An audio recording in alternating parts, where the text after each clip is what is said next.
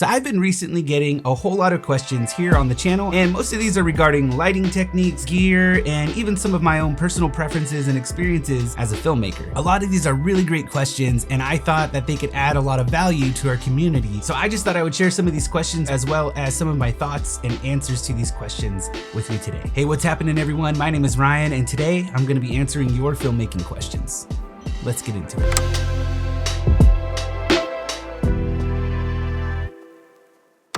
So we're gonna dive right in, but first I just wanted to say, I also reached out and asked you to send me any additional questions that you might have that I can answer here in this video. And I did get a few of you who reached out with some really great questions, so I just wanted to sincerely and truly thank you for sending those in. I think they're gonna really help a lot of people. My hope and passion really is to teach the things that I know. Now, I don't know everything. I don't claim to be an expert. I've been a professional photographer and filmmaker for almost a decade now. This is just me sharing my knowledge based off the experiences that I've had over many years. I also just wanted to apologize in advance because I might mispronounce some names. I am really terrible with names, and also to be completely transparent, I'm also dyslexic, so there you go. Whew. Transparency.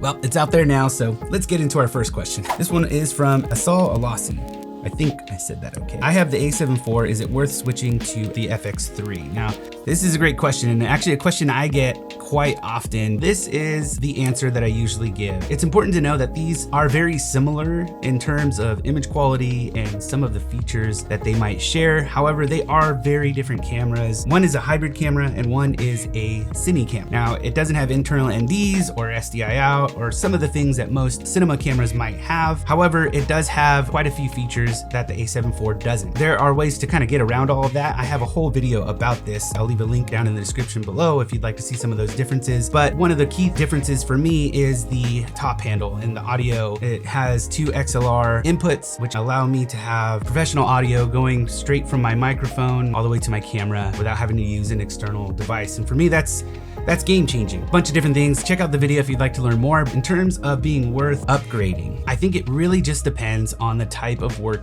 that you're doing. If you are a content creator who also has video clients, but also photography clients, and you're doing both professionally, the A74 might work well for you. Now, truthfully, I bought the FX3 before the A74. I've had it for a couple of years now, and I absolutely love it. And the only reason why I invested in it is because the video production was growing. I wanted to up the quality from what we had before, which was the Panasonic GH5 and the Sony A7 III. I loved the Sony A7 III so much that when the FX3 came out, I bought it and I loved it and have been using Sony cameras ever since. At one point, I needed a second camera, a B camera, as well as a BTS camera that I could use behind the scenes stuff that we do on set and here on the channel. And I wanted both cameras to match up well in post, as well as I needed a camera for stills. So I decided to go with the Sony A74, and it just made sense for me. If you're looking to upgrade from the A74 and getting introduced into the cinema line, then in my opinion, the FX3 is an excellent choice. However, if you don't have it within the budget, or it's not completely necessary to upgrade to a cinema camera, the Sony A74 is more than capable of doing all of the things I just mentioned. I've seen plenty of great films on the Sony A74, so definitely stick with that because it's gonna do a great job. All right, our next question is from Gary. You're the man, Gary. His question is, any tips on getting clients as a freelance introvert? I find it tough to get clients for my freelance business, and when I do get a lead, as soon as we talk about numbers, they're gone to a cheaper option or ghost me.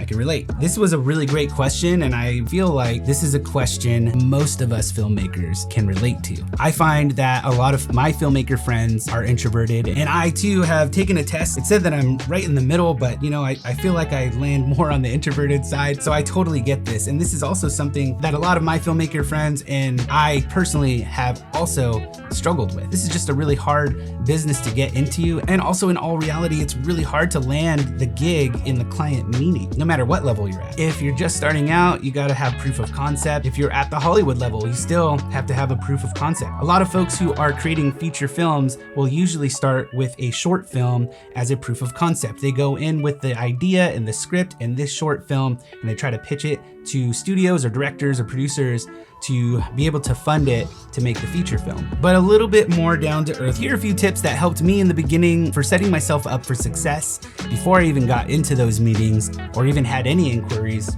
at all. The first thing is film a few spec films. Now this could be a spec ad or TV commercial. If you want to get into real estate videography or events, then offer to film one of those for free. Or if you want to get into documentary filmmaking, then find an interesting subject and go out and make it. Now this is something I did in the beginning and still will continue to do because there are constantly new projects that I would like to do. All of these projects really pushed me as a filmmaker and grew me in ways that I didn't know that I needed to grow. But not only that, these also open the door to a lot of different kinds of client work. My next tip is to create a very clean and professional website that can hold and showcase all of your work, as well as represent who you are and your personality really, really well. Now this is going to provide the client with a lot of information about you right off the bat. And most of the time, at least in my experience, they already feel like they know us fairly well and they've done all their research. So by the time we get into the meeting room, they have already made the decision to hire us.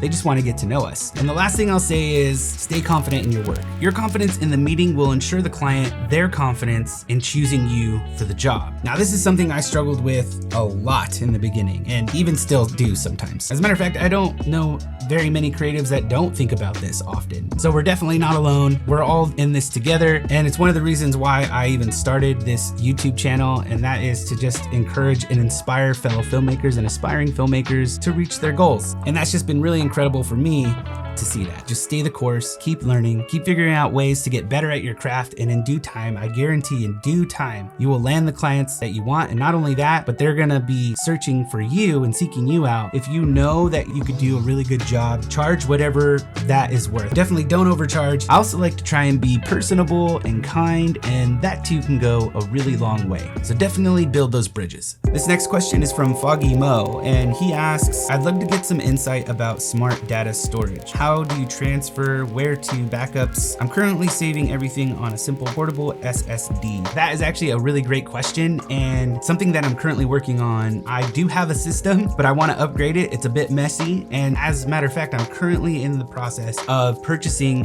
what's called a NAS system. I don't want to really get into that too much right now. The only reason why I bring it up is because I am thinking about doing a whole video on this. So if you're interested in seeing what I purchase and how it works and how we use it, I really just want to make videos that bring you guys value. So if you're interested in seeing something like that, let me know down in the comments down below. But Mo did ask another question that I thought was very interesting. He asked us this maybe a few weeks ago. I thought this question can add some value. He says, how do you see the development of sound design in the context of the latest AI capabilities? I have recently seen a video about an Adobe product, which at the click of a button turns a bad audio track into an absolutely clean one. Do you think professional audio gear might even become obsolete in the near future? Here are my thoughts. I personally think, and this is just my personal opinion, AI can be a really good asset for the post-production process if used intentionally. I've actually used the Adobe Audio AI feature before in one of my videos. I'll link that video below if you'd like to hear how that came out. However, I wasn't 100% happy with it, just for me personally. It worked for the video and it helped with what I needed.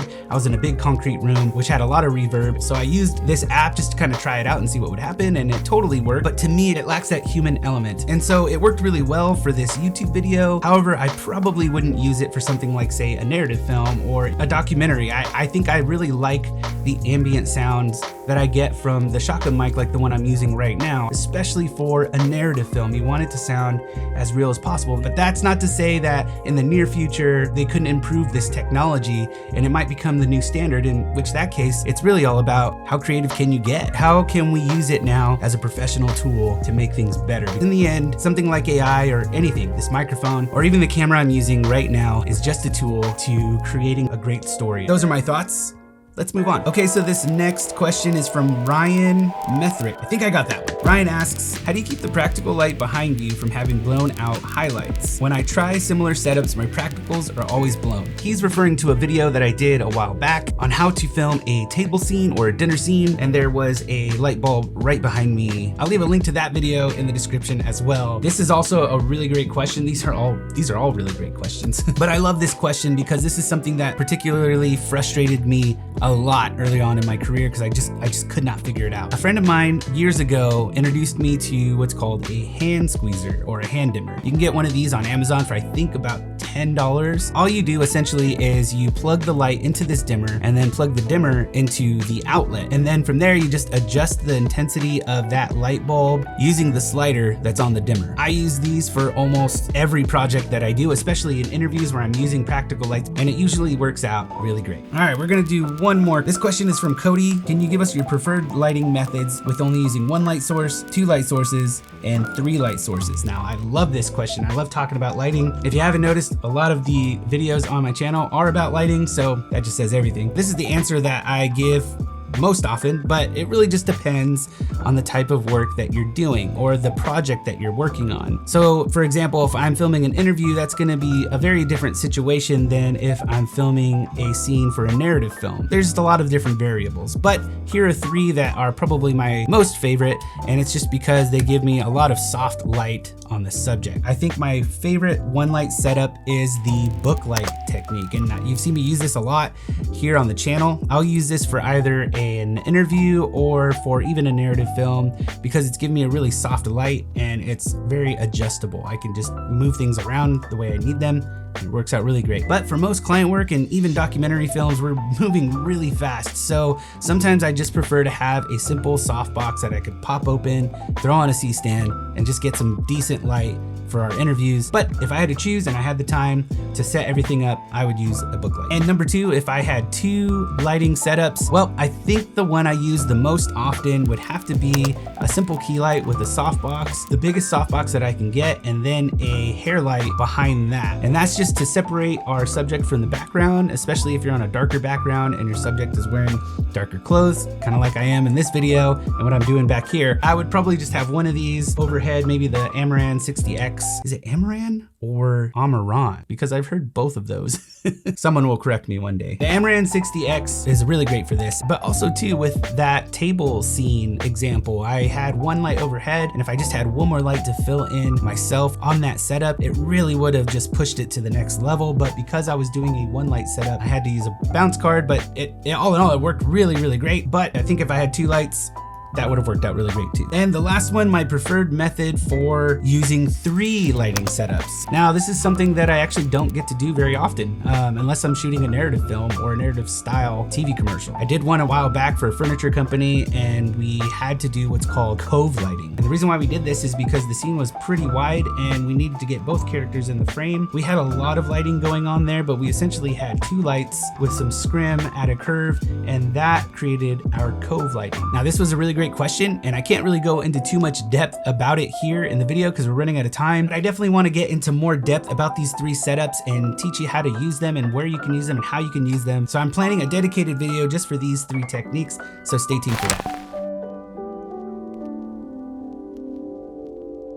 I truly appreciate all of the comments that come into this channel. I spend a lot of time thinking about them to make sure that I'm providing value and giving you quality answers that you could take on and use in your filmmaking journey. There are so many other really great questions that came in, and I wish we could have gotten to all of them, so I'd love to make a part 2 if you're interested. But that's gonna do it for me, you guys. I hope you gained a lot of value out of this video, and I hope you feel equipped and ready to go to make your next film. If you like this video or you learned something, please click the like button down below. Consider subscribing if you haven't already, and I'll catch you in the next one. Cheers, man.